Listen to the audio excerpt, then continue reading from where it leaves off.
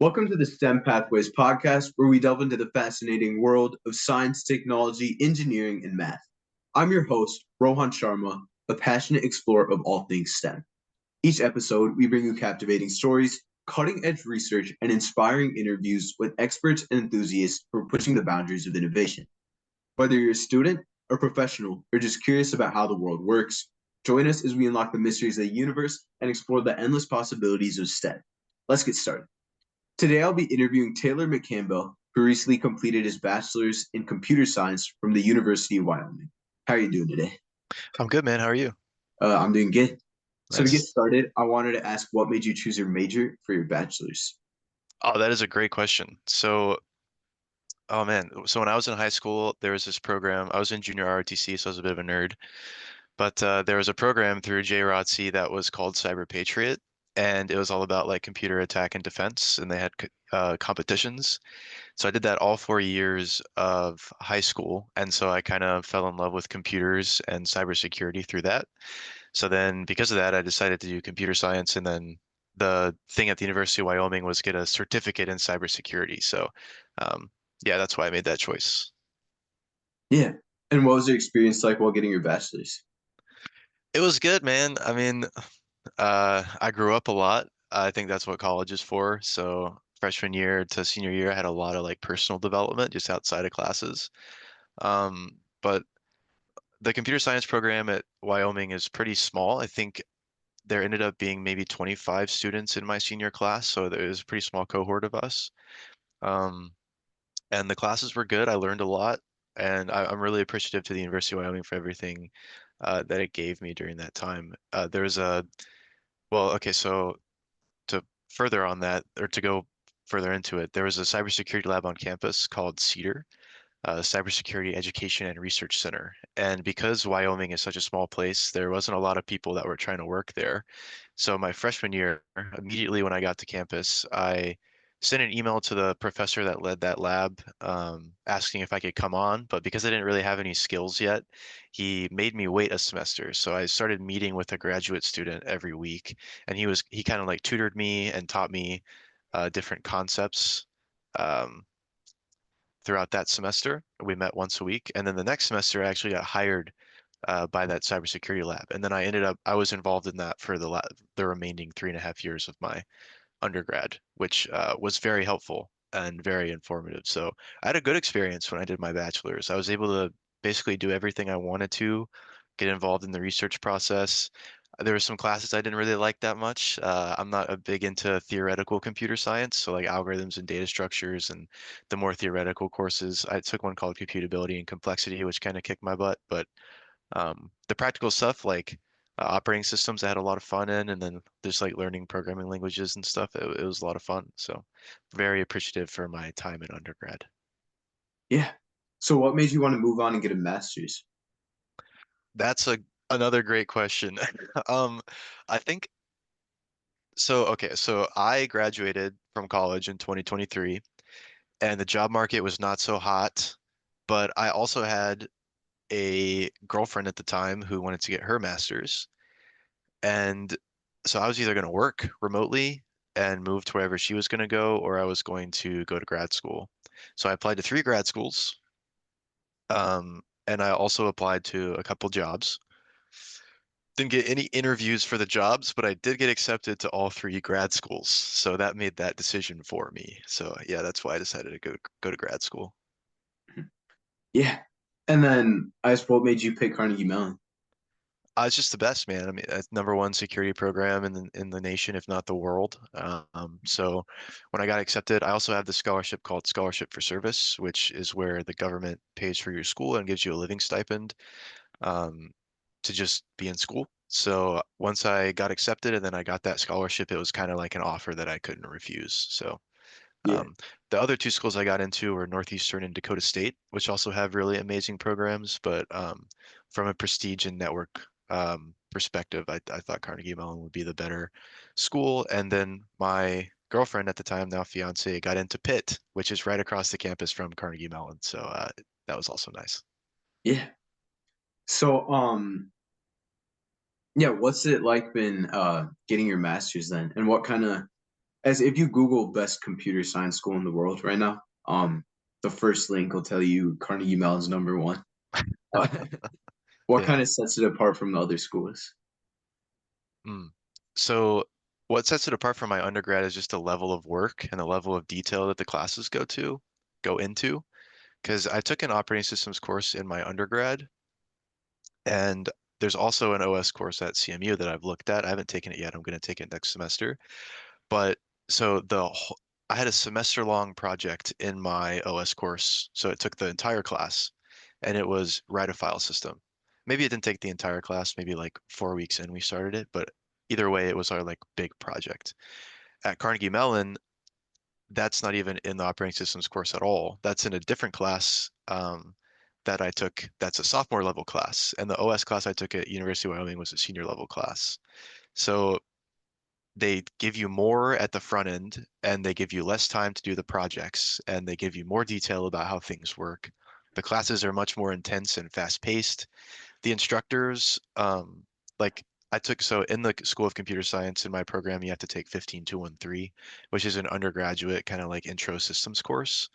And that class covered more than my operating systems class when I was at the University of Wyoming. So it's just the difference is the quality of class, the level of information, the pace of the class, the level of resources. I think in 15213 they have like 15 TAs or something ridiculous like that to help you out. And my OS class had one TA.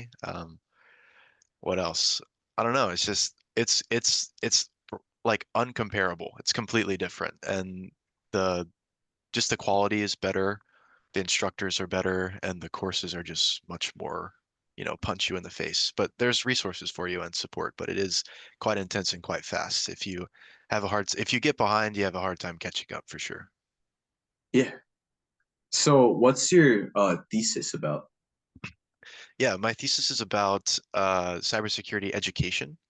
So one of the big things that I've been doing since I've been at CMU and even before then is working with high schoolers and high school teachers to try and implement cybersecurity concepts into their computer science courses and or math courses or whatever they're willing to do. And so my thesis is about measuring access or measuring if cybersecurity is being taught in high schools, how, if it's not, which it's not, spoiler, but how can we incorporate those concepts into maybe like an APCS course, or how can we incorporate those concepts into existing classes in those high schools? And or what barriers do we need to break to allow teachers to do that for themselves without any intervention from anyone that has a security mindset already? So my thesis covers that, and it works a lot with Pico CTF, which is a program at Carnegie Mellon that's like a capture the flag competition for high school students. Capture the flag is just like a cybersecurity competition. It's like Jeopardy style. We give you some form of like problem, and then you have to find a flag and submit it. Um, and so yeah, that's my thesis. It's all about education, specifically cybersecurity education, and where we're at as a nation or as a state like Pennsylvania, and how can we get better? Yeah. So, what are your current plans for after your master's? Yeah, so my scholarship means that I have to work. So they pay for my school and give me a living stipend, but there's a little catch. It's that you have to work for the government for 2 years. So I'll have to do that. And it can be any federally funded, or not, sorry, not federally funded. It can be any government agency, federal, state, local, or tribal, or national laboratories. So I have lots of options, but I still have to find a job. So I'll have to work for 2 years, and then I'm probably going to go for a PhD after I get done fulfilling my service commitment. And is this scholarship just for your master's?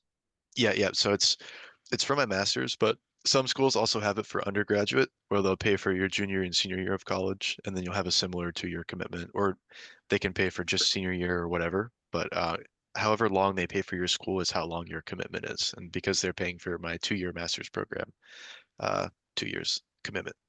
Yeah. I think I talked to someone who also had one through the DoD, and then they did it for their undergrad and master's. Oh wow. Was that CYSP or was it SFS, do you know? I have no idea what the name was, but they had to work for 5 years, and then Whoa. threw away the scholarship and paid it all back to work at Tesla. Yeah, some people do that. Sometimes you'll get a nice employer that if they really want you, they'll just shovel the money to you and pay off your debts. But I don't know how realistic that is because the debt that I would be in, because Carnegie Mellon's like 27,000 a semester. So 4 semesters plus my living stipend, I think is just south of $200,000. So if you get an employer that wants you that much that badly, that'd be pretty sweet, but probably not gonna happen. Yeah. So while you're in your bachelor's and master's, do you do any internships? Yeah, so my bachelor's degree, I got an internship at Idaho National Laboratory between my sophomore and junior year, and I worked that until uh, the end of spring, so spring of 2024. So I guess just like 5 or so months ago. And then over the summer, I had an internship with the Department of Defense, and then yeah, that was it. So I had an internship or I've had one, I guess now for almost 4 years. And what do you do there? So for the first one, I did a lot of research. I was on their oh man, see if I can remember this. Critical Infrastructure Security and Resilience team. So I did a lot of research on open source threat intelligence. Um, it mainly revolved around this language called STIX, which is Structured Threat Intelligence Expression. I released some open source software based around that through the lab. And it wasn't just me, it was, a team of people, but I was the most significant contributor to it, which was pretty cool. Got me through the whole like software life cycle and developing a product, which was pretty awesome. And then I did a lot of like presenting to industry and military partners of the national lab. Um, yeah, it was a great internship. I did a lot. I worked there for 3.5 years. So I think after it was all said and done, I worked on maybe 7 or 8 different projects pretty thoroughly. So it was a lot of fun, and it gave me a lot of um, perspective on the research process, how research is funded from a government perspective, how sometimes that research gets defunded, so you have to move projects, and national labs are all contractors, so you have to have a charge code to pay you. And if you don't have a charge code, then you don't get paid. So a lot of people are constantly looking for research and new projects, and it can be pretty volatile if there's not consistent funding or you don't know someone that has consistent funding. So gave me a lot of perspective on that. And then the one with the DoD, I can't really chat about. So it was cool though. I liked it a lot. Yeah. So for my last question, I wanted to ask if you have one piece of advice for someone who's still in high school or early in college, wanting to follow a similar career path as you. Yeah, man, the biggest career or the biggest thing for my career was the fact that I got involved in that lab on campus in my undergrad.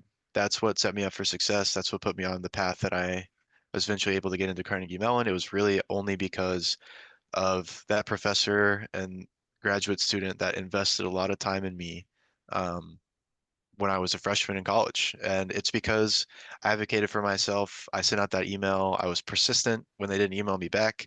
And eventually they let me come on. So I think um, I know I got very lucky because there wasn't a lot of competition and there wasn't a lot of people that wanted to work at that laboratory. But if you see an opportunity that you want to do, never tell yourself that you can't. Let someone else tell you no before you say no to yourself. That's my biggest piece of advice. If you want to do something, try anyways, even if you don't think it's possible. And eventually, after you try for long enough, you'll eventually get somewhere, which is going to be worth your time. I think that's my biggest piece of advice. All right, then. Thank you for joining me on the podcast. Yeah, thanks for having me, man. I appreciate it.